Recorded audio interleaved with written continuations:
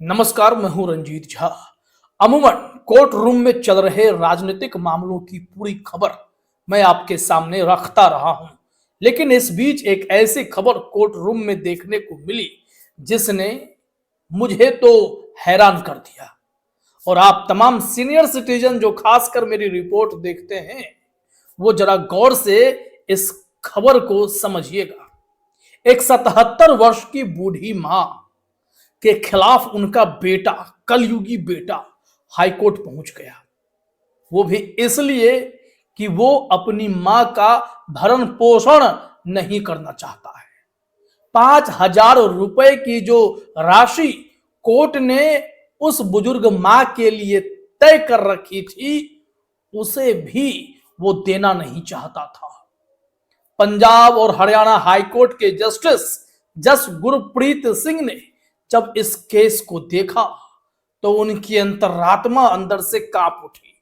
उन्होंने कहा कि इससे ज्यादा घोर कलयुग और कुछ नहीं हो सकता, और तुरंत उस कलयुगी बेटे पर 50,000 रुपए का जुर्माना भी लगाया है। उस बूढ़ी मां ने अपने बेटों के हिस्से 50 बीघा जमीन तक कर डाली थी, और फिर उन्हीं बेटों ने इन्हें न घर का छोड़ा न कहीं और का। बेबस मां अपनी विवाहित बेटी के साथ उनके ही घर में रहने को मजबूर हो गई। कोर्ट में भरण पोषण के लिए उन्होंने सहारा मांगा तो फैमिली कोर्ट ने, पारिवारिक कोर्ट ने जो ऑर्डर किया, मात्र 5,000 रुपए महीना का, वो भी बेटा देने को तैयार नहीं।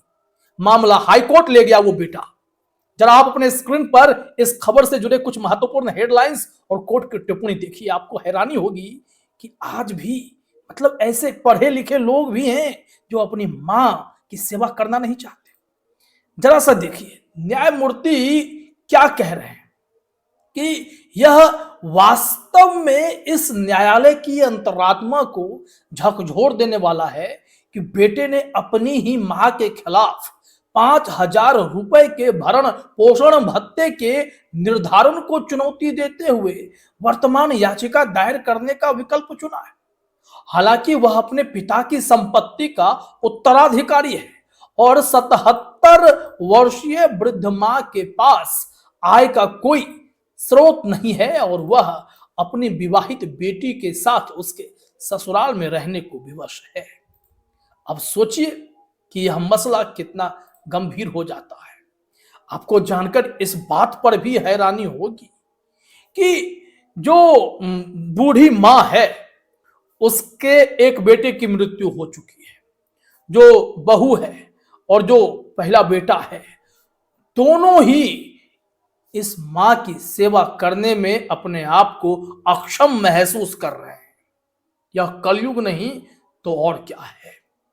जरा इस रिपोर्ट को बस देखते जाइए, समझते जाइए, खेल आपको एकदम साफ हो जाएगा, समझ में आ जाएगा कि भाई ये कलयुग नहीं तो और क्या है। मैं तो हैरान हूं। यहां कहा जा रहा है, न्यायालय ने आगे कहा कि यह कलयुग का एक उत्कृष्ट उदाहरण है जो वर्तमान मामले से परिलक्षित होता है, जिसने इस न्यायालय की अंतरात्मा को झकझोर दिया है। विद्वान प्रधान न्यायाधीश पारिवारिक न्यायालय द्वारा पारित आदेश में कोई अवैधता नहीं है, बल्कि यह उल्लेख करना अनुचित नहीं होगा कि 5,000 रुपए की राशि भी कम थी, लेकिन कोर्ट ने जो ऑर्डर किया उतना भी उस कलयुगी बेटे से संभव नहीं हो पा रहा था, जबकि उन लोगों के हिस्से 50 बीघा जमीन तक गई थी, और भी बहुत कुछ गया होगा, क्योंकि ये मां ऑलरेडी विधवा है और 77 वर्ष की हैं। उम्र का तकाजा भी इन लोगों ने नहीं किया। अब इस रिपोर्ट में यह भी जानकारी मिली है कि 1993 में इस मां को इन लोगों ने 1,00,000 रुपए देकर चलता करने की कोशिश की थी। 1,00,000 रुपए देता हूं, हम लोगों का पिंड छोड़ दो। ऐसे सिचुएशन, ऐसे हालात, सीनियर सिटीजन चौंक जाएं। सब कुछ अपने बेटों के नाम आज के वक्त में करना कितना गंभीर हो सकता है, यह बात आप बेहतर समझ सकते हैं। जरा इसी रिपोर्ट को आगे देखिए, आपको कई सारी चीजें क्लियर होगी।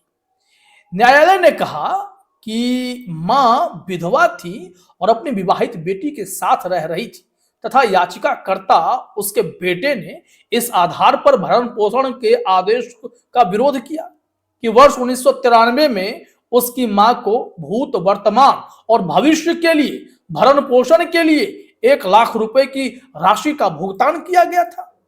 अरे साहब, 1993 मतलब 32 साल पहले आपने 1 लाख रुपए दिए तो क्या वो 1 करोड़ 20 करोड़ हो गए क्या? 32 साल क्या वो 1 लाख रुपए चलेंगे? वो भी आज के दौर में। कितनी शर्मनाक बात है। अब यहां देखिए मसला क्या है, थोड़ा सा डिटेल और देखिए। न्यायालय एक बेटे द्वारा अपनी 77 वर्षीय मां के खिलाफ दायर पुनरीक्षण याचिका पर सुनवाई कर रहा था, जिसमें संगरूर के प्रिंसिपल जज फैमिली कोर्ट द्वारा पारित आदेश को चुनौती दी गई थी, जिसके तहत धारा 125 सीआरपीसी के तहत याचिका में भरण पोषण के रूप में 5,000 रुपए की राशि प्रदान की गई थी। अब जो हमने बताया कि इन्होंने उसमें दोनों जो उनके बेटे हैं उन्हें जिम्मेदार ठहराते हुए माताजी जो हैं वो गई थी अदालत, और जब अदालत गई तो कोर्ट ने जो ऑर्डर किया वो वाकई में बेहतरीन ऑर्डर था कि भाई कम से कम तो आप इतना तो देंगे कि वो महीने में कुछ खा पी सके, उनके हाथ में कुछ तो हो, असहाय मां है, 77 वर्ष की उम्र है, कुछ तो देंगे। लेकिन भाई बेटे इतने नालायक और बेशर्म हो जाएंगे जिसकी उम्मीद किसी ने कभी की नहीं होगी। अब यहां देखिए क्या कहा जा रहा है कि बहू जो दूसरे बेटे की विधवा है वो भी इस मां की सेवा के लिए आगे नहीं आ रही थी। एक महिला की मददगार तो कभी लगता है बनना ही नहीं चाहती। ऐसे हालात दिखाई पड़ते हैं। अब देखिए यहां पर क्या कहा जा रहा है कि वकील ने जो तर्क दिया उस तर्क को आप भी नहीं मानेंगे। जरा देखिए, मैं दिखा ही देता हूं क्योंकि ये बात अब आपको जानना चाहिए। कहा जा रहा है कि याचिकाकर्ता की ओर से उपस्थित वकील ने प्रस्तुत किया कि याचिकाकर्ता के पिता का 1992 में निधन हो गया और याचिकाकर्ता को संपत्ति विरासत में मिली। वर्ष 1993 में पक्षों के बीच एक समझौता हुआ जिसके तहत प्रतिवादी को उसके अतीत, वर्तमान और भविष्य के भरण पोषण के लिए 1 लाख रुपए की राशि दी गई और उसके बाद वह घर छोड़कर अपनी बेटी के साथ रहने लगी और प्रस्तुत किया कि याचिकाकर्ता ने पहले ही अपनी मां का भरण पोषण किया था और अभी भी कर रहा है, लेकिन वह अब अपनी बेटी के साथ रह रही है, याचिकाकर्ता के साथ नहीं, इसलिए हम उनको पैसा नहीं देंगे। अब सीधी सी बात है जो यहां पर समझना पड़ेगा कि एक मां आखिर मजबूर क्यों हो गई कि उन्हें अपने बेटों को छोड़कर बेटी के पास जाने की नौबत आ गई। आखिर क्यों? इसे कैसे समझा जाएगा? इसमें बहुत गंभीर बातें हैं। यहां देखिए ये क्या आगे दलील दे रहे हैं कि उन्होंने कहा इसलिए पारिवारिक न्यायालय द्वारा लगाई गई भरण पोषण की राशि गलत है और इसे रद्द किया जाना चाहिए, विशेष रूप से इस तथ्य के मद्देनजर कि 1 लाख रुपए की राशि पहले दी जा चुकी है और वह याचिकाकर्ता के साथ नहीं अपनी बेटी के साथ रह रही है। तो अब देखिए यहां पर जो कोर्ट का ऑर्डर है, प्रस्तुतियां सुनने के बाद न्यायालय ने कहा कि यह एक दुर्भाग्यपूर्ण मामला है जिसमें एक बेटे ने अपनी मां के विरुद्ध वर्तमान पुनरीक्षण याचिका दायर की है जो अब 77 वर्ष की हो चुकी है। मामले के तथ्यों से पता चलता है कि यह और भी अधिक चौंकाने वाला है। भाग सिंह नामक व्यक्ति के पास 50 बीघा जमीन थी जिसके विधवा सुरजीत कौर वर्तमान प्रतिवादी हैं जो अब 77 वर्ष की हो चुकी हैं। न्यायालय ने कहा प्रतिवादी के पति की मृत्यु के बाद संपत्ति का आधा हिस्सा याचिकाकर्ता पुत्र को प्राप्त हुआ तथा शेष संपत्ति पूर्व मृत पुत्र के 2 पुत्रों के नाम हस्तांतरित कर दी गई तथा प्रतिवादी विधवा के पास ना तो किसी भूमि का कृषि योग्य कब्जा है और ना ही वह भूमि की स्वामी है। ऐसे में ये लोग उनकी उपेक्षा कर रहे हैं। इसमें कहा गया कि चूंकि उसका बेटा और मृतक बेटे की विधवा उस बुजुर्ग मां का भरण पोषण नहीं कर रहे थे और उसकी उपेक्षा कर रहे थे, इसलिए उसे अपनी बेटी के साथ रहने के लिए मजबूर होना पड़ा। न्यायालय ने कहा कि जब यह बात रिकॉर्ड में आ गई है कि प्रतिवादी विधवा के पास आय का कोई स्रोत नहीं है और वह याचिकाकर्ता की मां है तथा उनके रिश्ते पर कोई विवाद नहीं है, तो याचिकाकर्ता जो कि पुत्र है उसके पास सिविल पुनरीक्षण याचिका दायर करने का कोई आधार उपलब्ध नहीं था, क्योंकि पुनरीक्षण याचिका का दायरा बहुत सीमित है। अब ऐसे में कोर्ट ने तय किया कि उन बेटों पर 50,000 रुपए का जुर्माना लगाया जाएगा। याचिका को खारिज करते हुए कोर्ट ने कहा, वर्तमान याचिका को लागत के साथ खारिज किया जाता है, यानी कॉस्ट लगाया जा रहा है।